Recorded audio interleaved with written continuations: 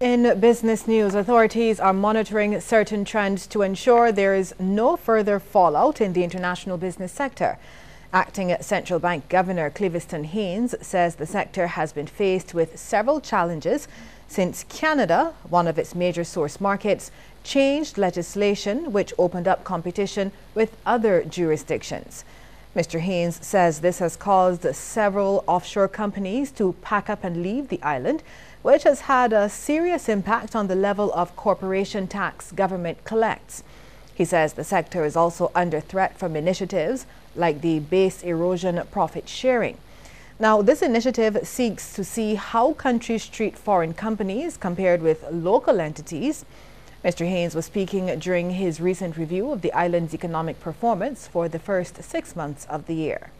And the feeling is that if you are treating the non-resident company in a more favorable way, or what they call ring fencing, that therefore you are effectively providing a tax benefit to their companies.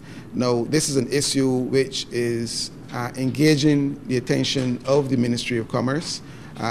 Clearly, we do not agree with the notion that we are sort of offering preferential status to these companies, but one has to look very carefully at the impact of these types of initiatives on the sector. Mr. Haynes says the sector has been too important to the local economy over the years for it to be allowed to fail. As you know, the sector provides a number of good jobs for our professionals. We have invested a lot of money in the education of Barbadians who've gone into accounts and law, etc. And this sector is a sector that absorbs a significant number of our young professionals, and therefore it would be important for us to be able to retain that sector. So the ministry is working diligently to try to find solutions that will continue to grow the sector rather than to see the sector diminish. The Sagicor Group has maintained a solid performance for the first 6 months ended June 30th. In its latest financial results, Chairman Stephen McNamara says the group recorded an increase of $7 million in net income over the same period last year.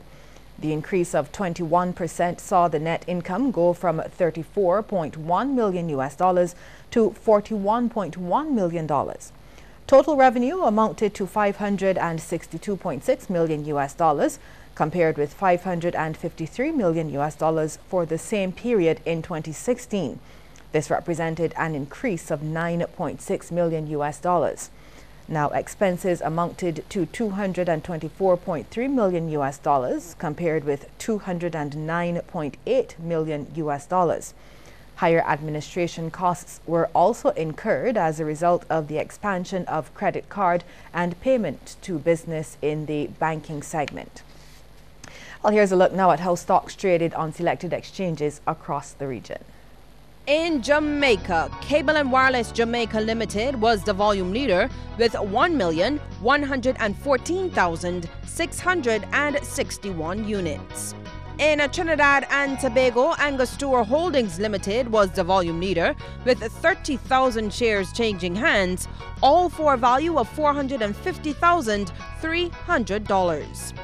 And here in Barbados, Sagicor Financial Corporation Limited was the sole security trading 4,400 shares at $2.48 each.